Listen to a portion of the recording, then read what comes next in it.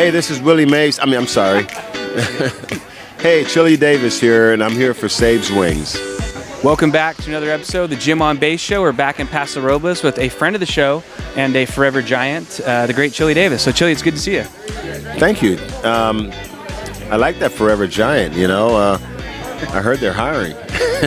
We got to get you over. I always see you on the wall, the Wall of Fame when I walk into games. So, you know, and Bob Melvin's a really good friend of mine. I hate to see him go, but, you know, the Giants always been my heart in baseball, you know, my team, because I started there and always wanted to come back and work for them, even though I didn't like playing a candlestick. Everybody knew that, but, you know, I always wanted to come back and work and never had the opportunity, but hopefully that'll happen someday.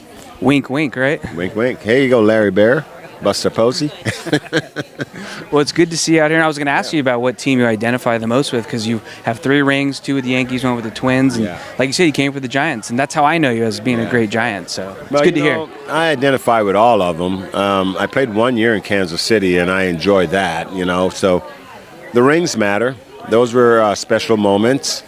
But, you know, the team that selected you as a young player and gave you that opportunity, you always look back and think that that's your team, you know, and that was the Giants for me. They were the team that drafted me out of high school and gave me that opportunity.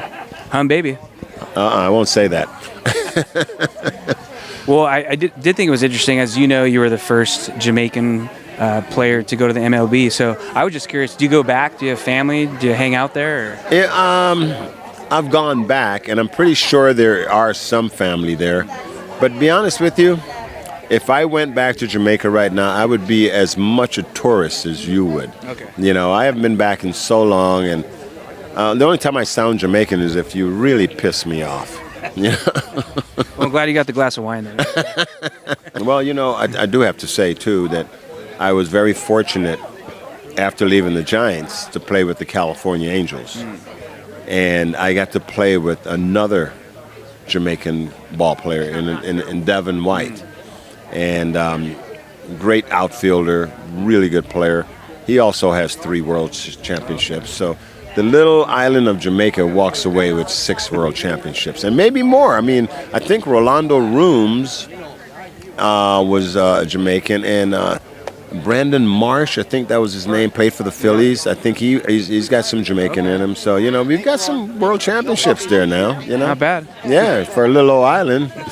Well, it makes you wonder when you're at events like this, do you kind of see guys and go, oh, he got me or I got him, like later on? And it made me wonder. Pitchers always lie, man. They're like, I never got you out. And all I can remember was him getting me out, Saberhagen. Mike Timlin, he goes, oh, yeah, you're always hitting me. I'm like, come on, Tims. Your stuff was so nasty, man. I mean, he was a big boy on the mound, and he came at you, too. Sink, slider. No, they get you out more than you hit them. You know, but it's always fun. I saw Dave Dravecki's here, you know. Oh, wow, really? He said his nickname was Chili Vecchi because I got him so many times. And I'm like, Drav, come on, man. You got me out more than I got you, you know. But, you know, it's interesting because, you know, you go through the wars against these guys. And back in the days, it was a war, you know. And when it's all over, you find yourself congregating again. But, you know, it's a hell of a lot of respect between, you know, the hitters, the pitchers, you know. Sean Berry's here, you know, catcher. So we've got outfielder, pitcher, catcher, you know. And, you know, we sometimes, you know, you look back and you talk about your career. And I always say I never made an out. Back, if you listen to me talk, I never made any outs. I always hit. Well, that made me wonder, last time you kind of teased it with me, is there going to be a Chili Davis podcast? Is it going to happen? You were kind of curious about it last time. Yeah. You know, I have a young man in Napa. His name is Will Magro.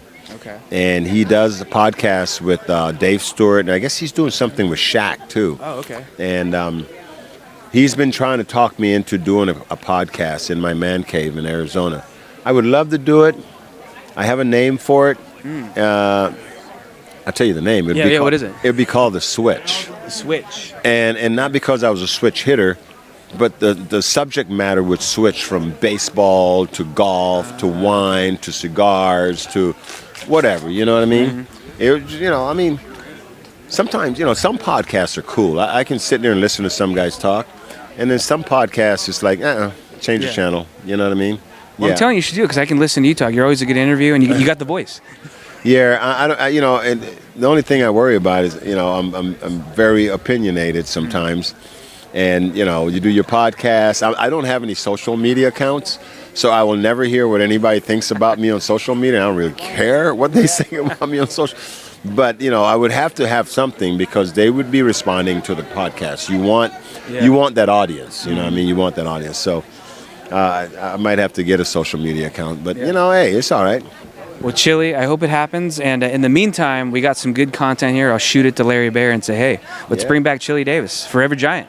I did call him about a week ago. Oh, okay. I ran into him at the Oracle Park, and he was so gracious.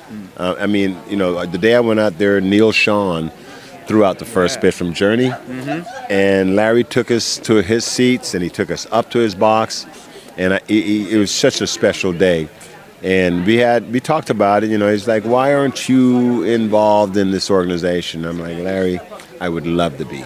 And hopefully, if it's just putting on a uniform and going to spring training, I know Pat Burrell. Oh, okay. He's a good friend of mine.